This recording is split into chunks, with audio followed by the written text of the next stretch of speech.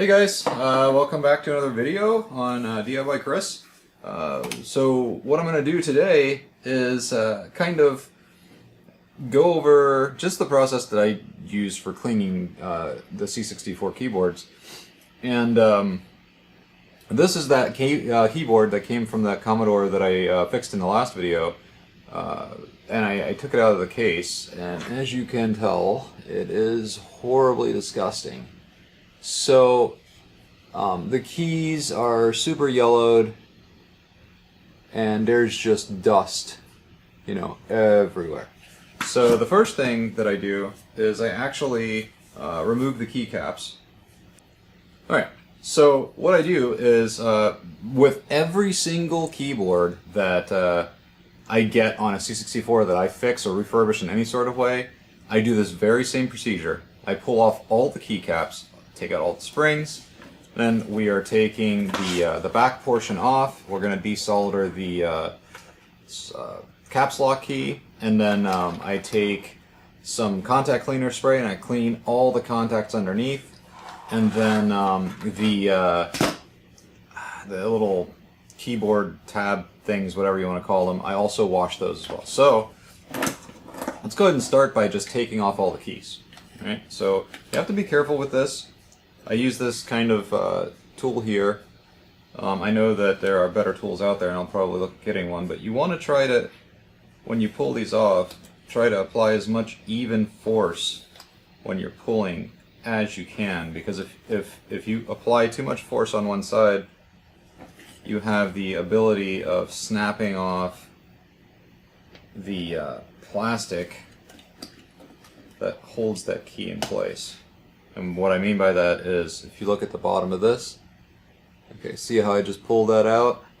If this piece right here would have broken off, then it would have stuck in here and we would have had to, you know, get creative to get that out. But this is literally what I'm going to do to every single one of these keys, is just kind of gently pry them from each side until they come off. Some of them obviously come off easier than others. So I'm going to go ahead and just time-lapse this for you guys.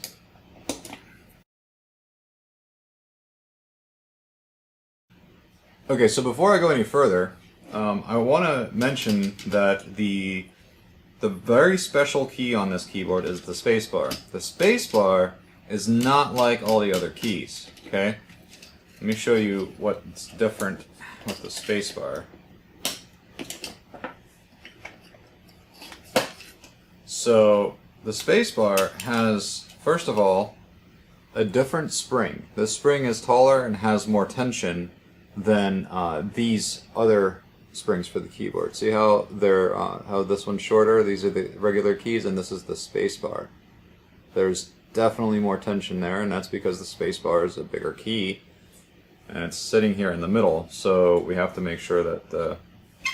And then the other part is that the spacebar is held in place by this metal rod here, okay? And if you look, these things here, they slide into these holes, and this is kind of just to keep the spacebar so that you're not pushing on, if you're pushing on one side, it still pushes down the whole spacebar, so it makes it go down evenly.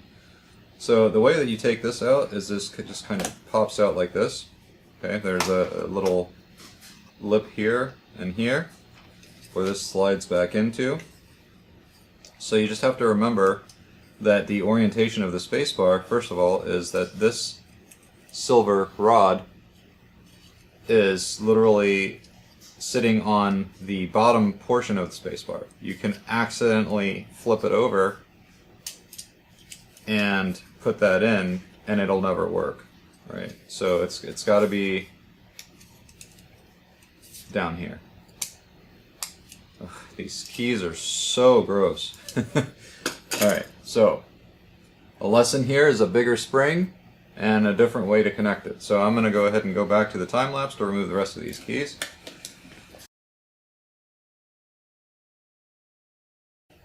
Another side note, I've seen people take this keyboard all completely still like in one piece and stick the entire thing into the dishwasher. That's a bad idea.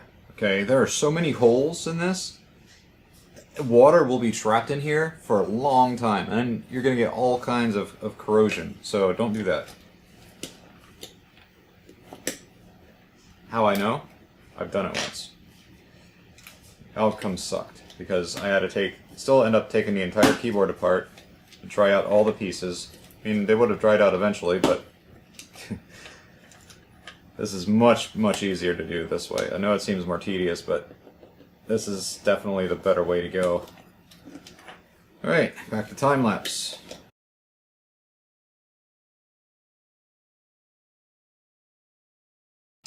Alright, so the other special key is the caps lock key. It literally just has this thing, which is a mechanical switch.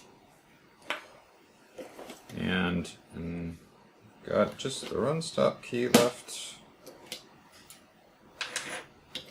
Control.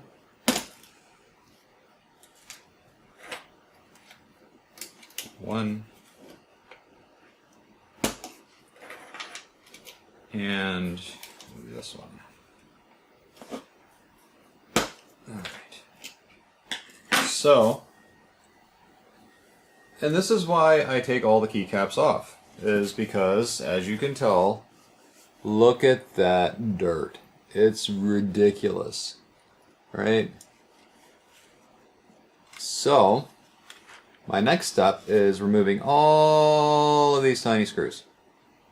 Alright, so I'm going to go ahead and get that party started.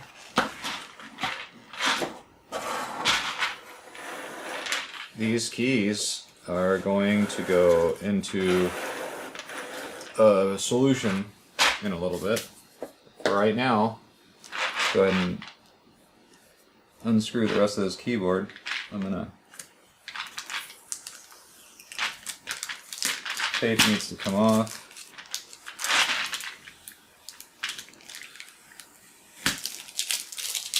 Alright, not putting back the original tape. Alright, here we go with the screws. And for this kind of work, you want this kind of screwdriver. It'll save your wrist. There's so many of these.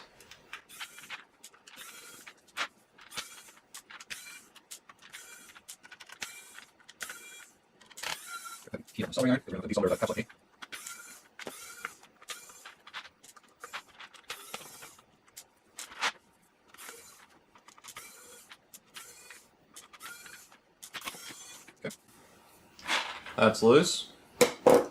Now I just have to desolder this part. Should be pretty simple. So all we gotta do, get yourself a pair of pliers, like these, soldering iron, and then just heat up this side here, and then pull out. Just like that. And the other side. And there we go. Caps lock button is free. And here is our keyboard matrix. That, surprisingly, looks pretty decent, but then again, there's also dust in here, so we're gonna clean this off. I don't know if you guys can make that out. There is definitely dust in here, which could, you know, potentially cause some issues with buttons when you press them, that they don't, you know, you have to press down harder. The good news is that for the most part, these all look good. They all need to be washed. So what we do here is, let's put this to the side. And just dump all these out. And these, don't worry about, they're all the same size. They all go in one specific way and only one way. So now what we're left with is this piece of plastic.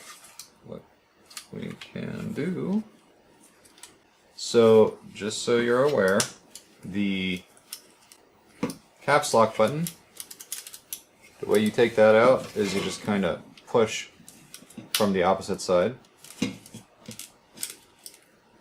There is a tab, so you want to be careful not to break it. There we go. So there's the caps lock. Just make sure you install that in the right direction when you put that in. And that was basically this way, where the solder points, where the solder is facing out towards the left side of the keyboard if you were to turn this around this way. Okay, so I'm gonna go off camera for a minute and kind of clean the shit out of this and see if we can get this to look respectable. Then when I come back, we're gonna put some solution in a bucket and throw these keys in it, and we're gonna try to see if maybe I can Retrobrite these a little without messing up. So the last time I tried to Retrobrite these, they the letters on the side of the keys, all the graphics, the Petsky characters, they all like washed away. So I was using pure just developer smeared all over the keys, laying them out in the sun. So I think that probably was a big contributing factor. What I'm going to try to do this time is literally just put them in hydrogen peroxide, mix that with a little bit of water, and then put that out in the sun so that they're not directly like the developer solution isn't directly on them; they're just submerged. So maybe that'll help. But first, this thing. Let's clean this. Actually, I can kind of show you on screen how I clean this. So let's do that really quick. So what I use for cleaning contacts, and I use this for like everything. I use this for cleaning flux from the PC boards when I solder. I use it to clean contacts on the keyboards. I use it to clean contacts on cartridges. And it's simply WD-40 contact cleaner. And you can actually pick this up locally at Home Depot. I think maybe Lowe's as well. But if you don't have one of those close by, or you live somewhere where there is no Home Depot, you can also get these on Amazon, and I'll put a link down in the description for that. So what I do is I just literally just spray this, right, a generous amount here, and then just take a paper towel and wipe it down. See, look at how much cleaner that looks already. Very nice.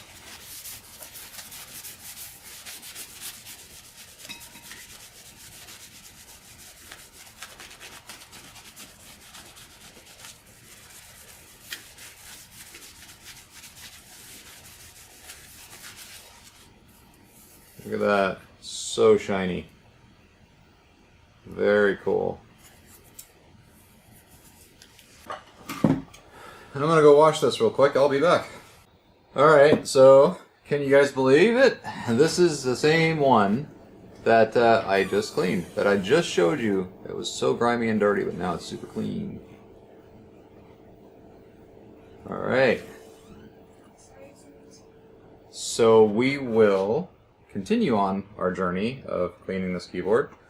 I am still a little nervous about putting these keys in any kind of solution, because I'm afraid that the Petsky characters are just going to wipe away like they did last time. On the upside, if that does happen and these keys do tend to, like if this messes up completely and I just ruin all of these keys, that'll give me the perfect opportunity to paint these, because I have been wanting to paint as a keyboard, just to, for the hell of it.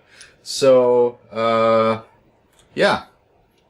What I'm going to do is I'm going to take these. I'll be right back. So this is warm water, and there's also a layer of hydrogen peroxide in here, and I also added some developer. So this is like a mixture, and I don't know what'll happen here. So let's throw all these in here.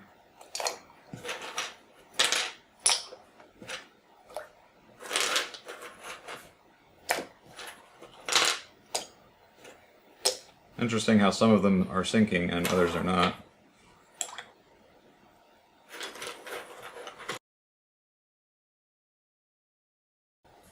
Alright, so I'm going to go ahead and take this outside and I'll be back and we'll look at what happened.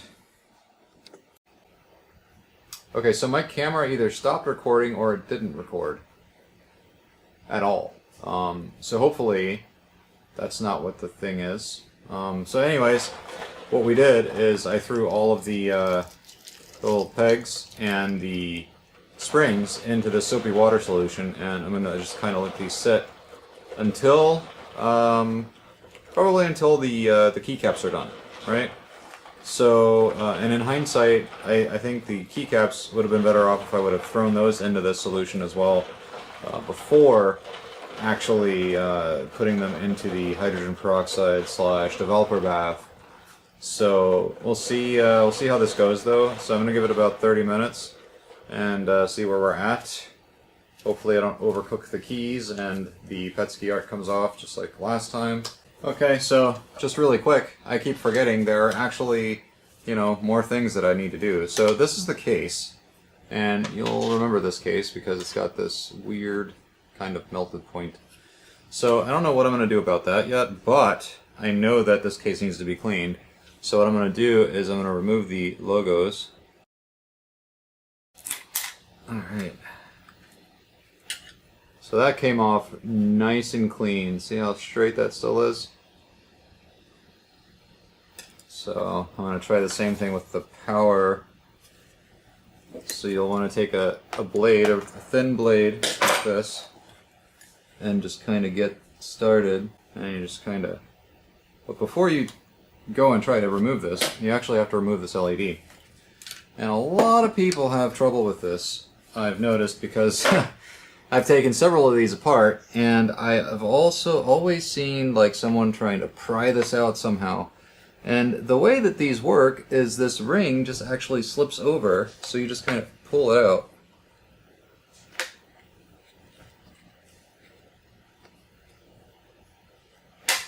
See, like that, it just pulls off this ring. And actually, this one looks like it's for turning. So it looks like it has threads. I don't know, I could be wrong. In either case, the other thing you've got to do to remove this is you've got to remove this connector. Okay, and let's remember that red is in the #1 spot. Okay, so what you do is you just take this tool, and this is like a multi-purpose tool for me. You just kind of slide this in here, because there's a little tab that keeps the wire in, and then while you're applying pressure to the tab, you just pull this out. Okay, same thing for the black.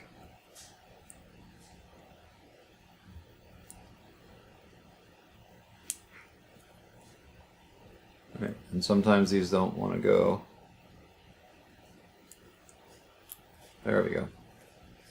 Alright, connector removed, and these just kind of slip out of here, like this.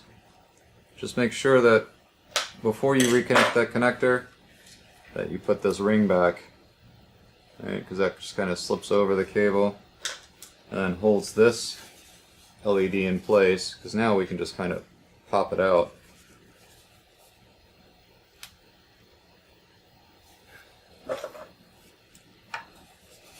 Use this tool again to just kind of pry it a little.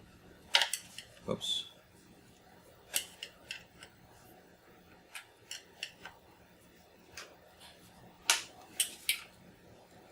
I have a feeling that this LED... Okay, never mind. Best way to do it is to pull the LED out. Forgot about that. And then you push this little grommet out. Okay?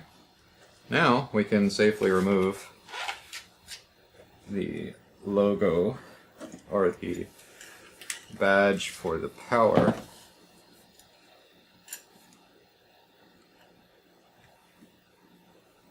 And just because this case is in really bad condition doesn't mean that you should just not take care to try and remove these properly, because, you know, what if you come across a good case that has bad like badges on it.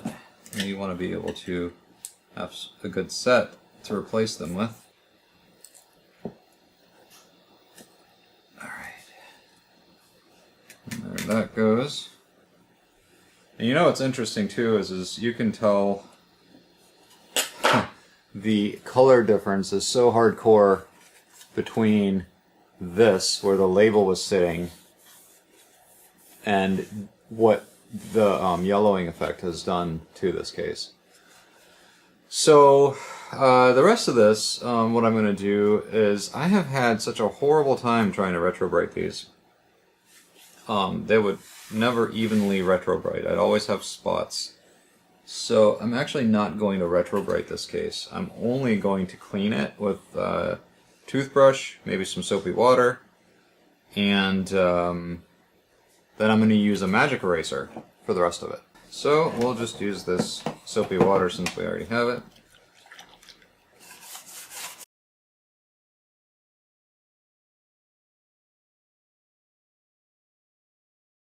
Alright, so I'm going to go rinse this off, and then I'm going to come back with the magic eraser and we'll see what we can do with that. Put the soapy water down, make a little room here, and I'll lay down a towel. This can get kind of messy. So, this is what it looks like after I rinsed it. Now we're going to use one of my favorite cleaning tools, this magic eraser. Because watch, you see this black scuff right here?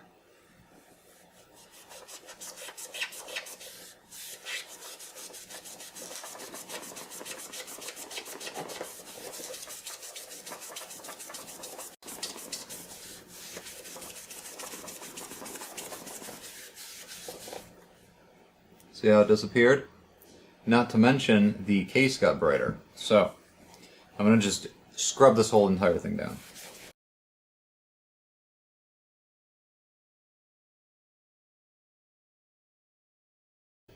Alright, so I'm going to go rinse this off. Alright, so it's definitely not the cleanest case I've ever seen, but I think we did a pretty good job. This is barely noticeable. I mean, the only thing that I could really do to this to make it to make this part go away is I'd have to sand this down to get rid of the kind of lip that this thing has got going on. You see, it's kind of like protruding out. So we'd have to sand that down, and then we'd have to get some plastic filler, some Bondo or something, and kind of make this even with that, and then we'd have to somehow replicate this pattern in this case because it's not exactly smooth. We'd have to do definitely do some work in this area, and then after all is said and done, you'd probably want to spray this case with some spray paint to hide any of that work, because you're not, I mean, there's no way you can hide this otherwise, so you'd have to paint this case.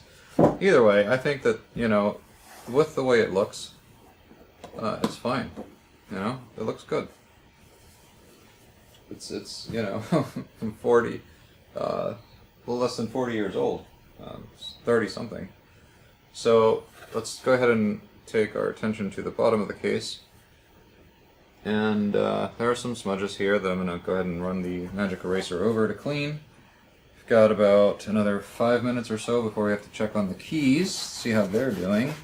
So that should give us plenty of time to do this.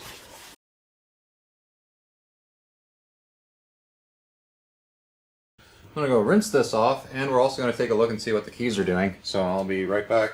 We'll be outside. Alright, so I'm not 100% happy with the bottom of this case, but it's definitely cleaner than what we started with. And just to kind of put them together.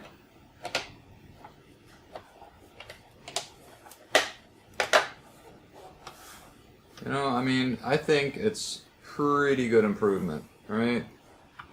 So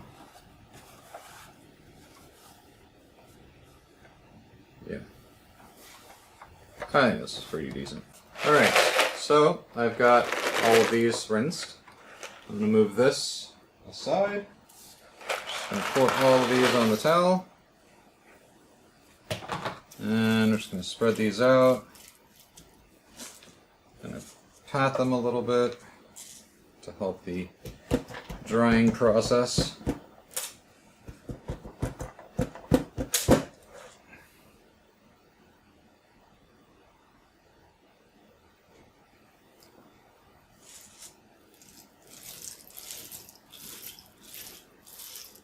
Okay. All right, so we'll just let these dry for a little bit because they have holes. There'll be residual water, so just gotta let them sit. And it's probably better if we set them up straight so all the water can run out.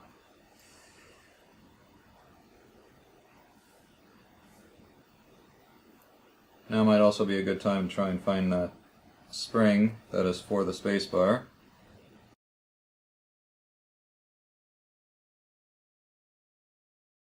Found it. It's way more rigid, so it's easy to spot. You just feel for it.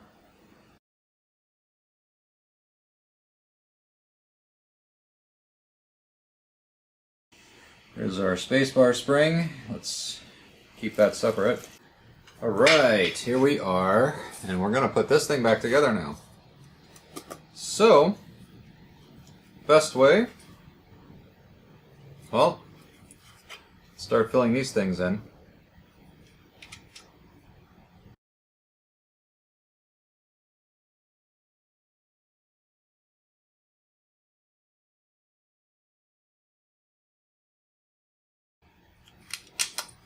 And finally, we'll put in the spacebar. Alright. So, I'm not going to put this down because all the keys are just going to pop out. Let's see if we can do something here. Alright, perfect fit. Look at that. My heat gun. It's already plugged in, which is cool. I use this thing for like so much, mostly heat shrink tubing, but this gets pretty hot.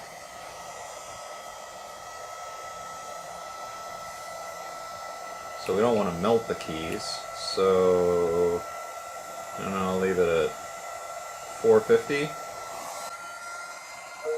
So just hopefully that'll work out.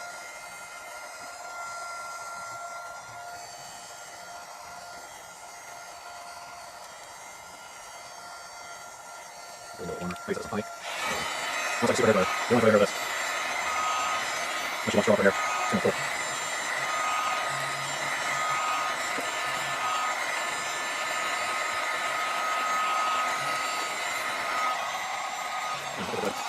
I think we're good. Alright. Now, we gotta clean this guy. I am just gonna blast it with some contact cleaner.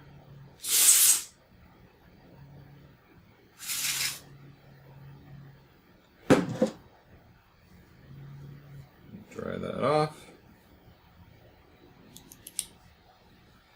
There's our newly cleaned caps lock key. Alright, remember what I said about this? When the keyboard membrane comes back on, it's going to be like this. And these, stuck through that side, the key goes like that. Okay. Remember this gets popped in from the top. Oops, let me see, make sure you guys can see. Just kind of slides in, clicks in place. Alright. Now, take our clean keyboard matrix, stick that on here. Okay, first things first, solder this guy back on. So we do that, same way we took it out. Just going to use these, heat up the solder, and finally, whoa. That sucks. You know what? Just to make things easier, let's solder that one last. Let's go ahead and put the screws back into this so that it doesn't freaking fall apart on us again.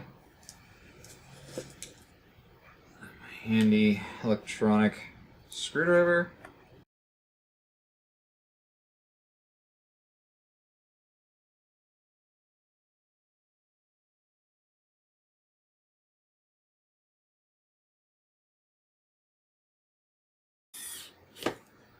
So that's all the screws. Now let's solder this back together. Alright, you guys can see that. Okay, kind of try to find the hole first this time. And line that up. And then we're just going to heat up the solder. And we're just going to push that guy through. Same thing for the other side. Let's go ahead and line it up with the hole.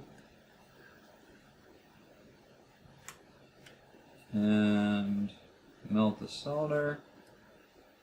And stick it through. And yes, I did melt part of the plastic, but that's okay. No one will ever know. Okay, so here we are with our keyboard so far. I mean, wow, look at the difference compared to the last one. I mean, wow. I'm actually not afraid to touch this one. So good. This we're done with, so now we just need to wait for the keys, which I'm actually going to go check now. Yeah. So the keys are still not ready, but I think that we can go ahead and at least put the keyboard back in the case. Right? Remember this? Yep, that's what we're going to do. Put the keyboard in the case. Because, I mean, at the end of the day, we should be able to put those keys on, whether the keyboard is in the case or out of the case, because if we turn this around, and look at it, everything is pretty much accessible. So, let me grab those screws. This is my problem is, you know, I work on too many projects and then parts get mixed up, but this is the actual keyboard screw here.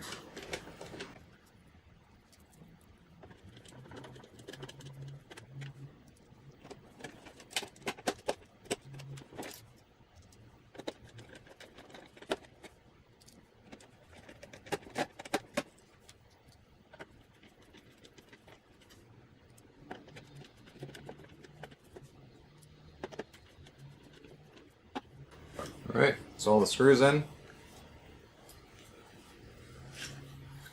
And here's our empty, our keycapless board. So this actually, I think, cleaned up really nicely. You know, I mean, there's that blemish there on the side that'll be forever. You know, that gives it character. It's a scar, right? It's a battle scar. This thing has seen shit. So, yeah.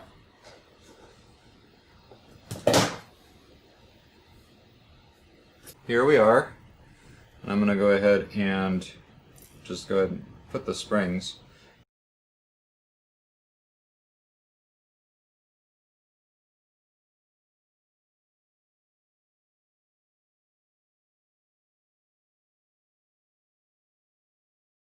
Some may be unfixable, you know, maybe they have board damage, it just can't be repaired. Though those are very rare, that does happen. So, here we go with all the springs. Now we just need the keys to be ready. Alright, so here's one more thing we can do while we wait for those keys. I'm going to just move this ever so gently out of the way as to not spill the springs. And then I'm going to bring out the bottom case, and we're just going to set up our motherboard back into there. Just like that. Okay. And we're going to go ahead and put the screws in. The motherboard I actually also cleaned, and sorry I didn't capture that, but basically what I did is I sprayed it with some air, and then on the contacts I sprayed some contact cleaner and wiped those down as best as I could to restore those to the best that they can be. Luckily all the standoffs are still intact and we can actually properly screw in this board.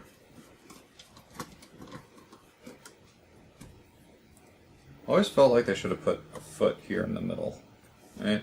There's not a lot of support there.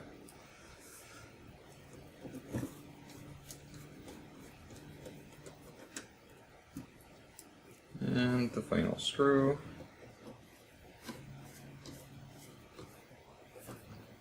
Alright. So, now we're pretty much done. Still have to put the labels back, and we have to put the LED back in, and we have to put the keys. I'm going to plug the keyboard in, and then we're going to just set the keyboard on top.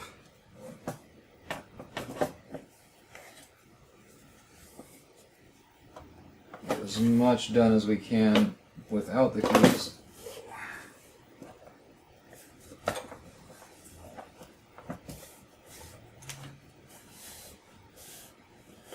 Okay. Get that. It's all snapped in. And here we are. Alright, so this is together as much as it can be before we need to put the keys back in. And so I'm going to stop here until the keys are done, and then I'll bring the keys in when they're ready. Alright.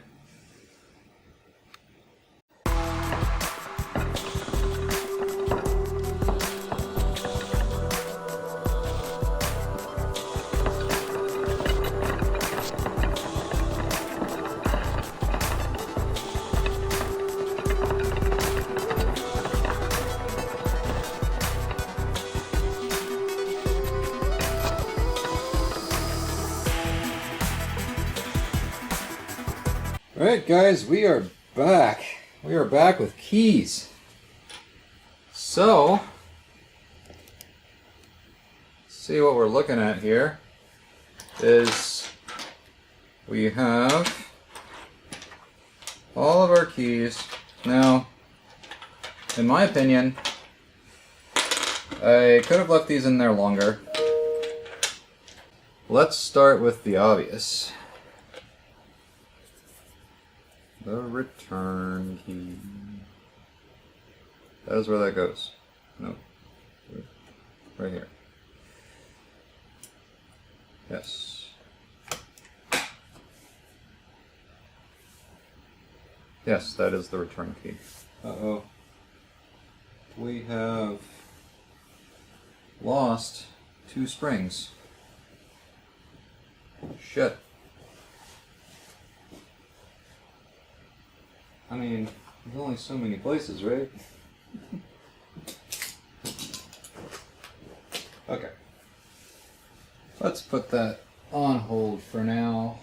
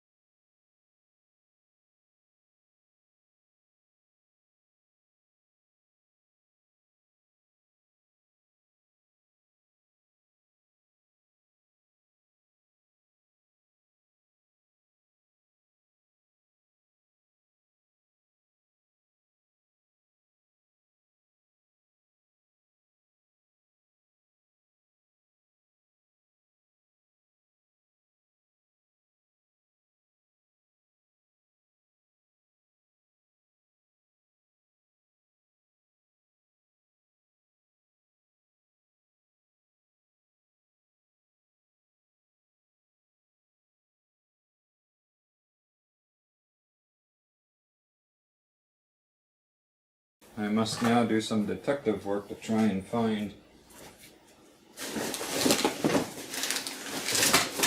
the missing key. 8. I found it. Da, da, da, da. All right, look at that. It's beautiful. Okay. Let's put these stickers back on.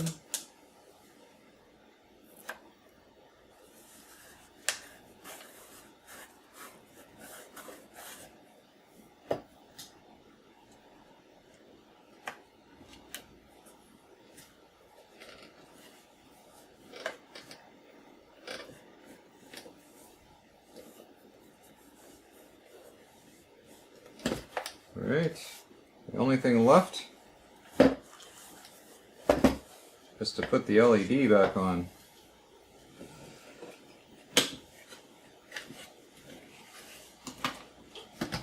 So, simple enough. Take the grommet, push that down into here. Oh shit. That one flew.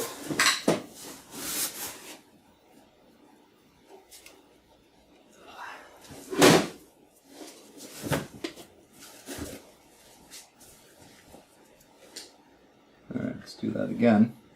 Push that into here. And we take the LED, slide that through until it clicks. Okay. Now we're going to go and slip in this retaining ring.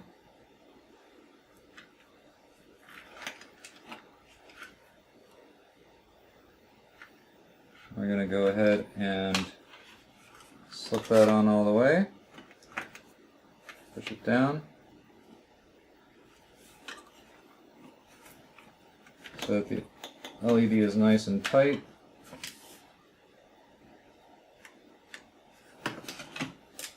Move around.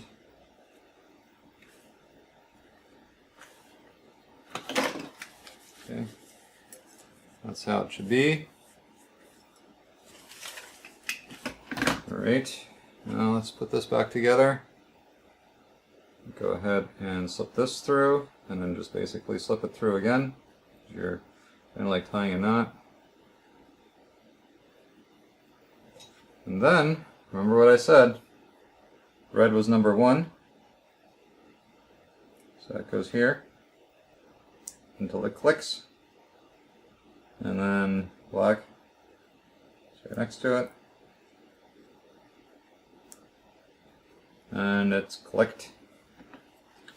Alright, turn this over. This will plug into here on the board.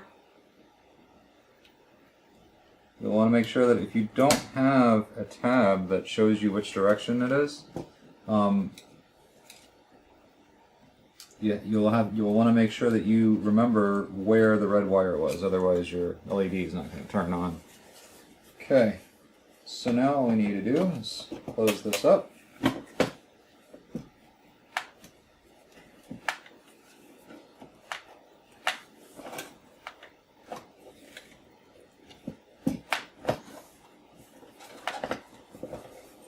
on. Be nice.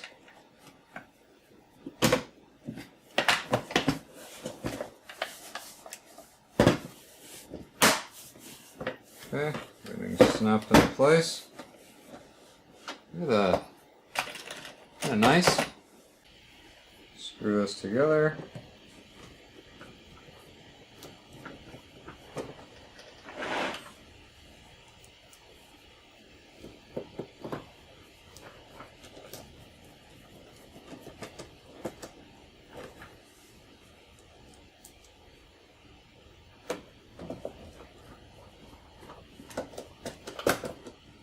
Let's plug this puppy in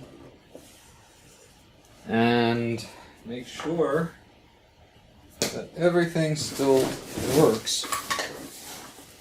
Although I can't see any reason that it should stop working now.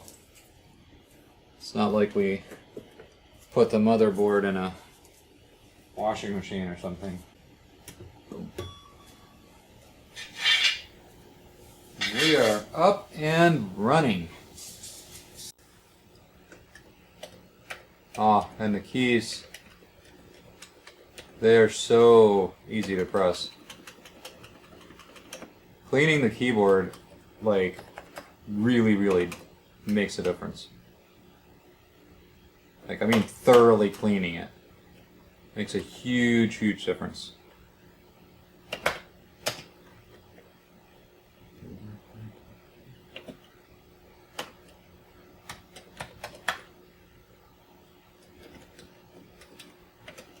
Whoa.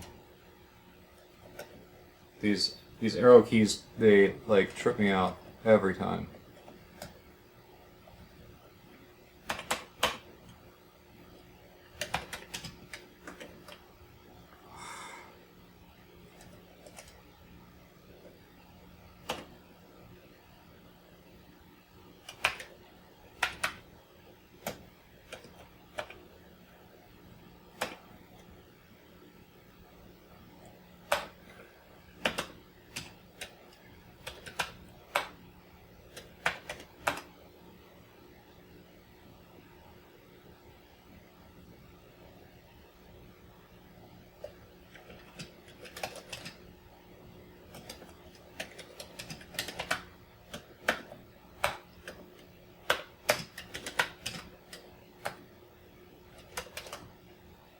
Yay, I did it! Alright, so much for that. Unless you guys want to see me play Canabalt again, or 64 Anabalt. So yeah, like I said before, the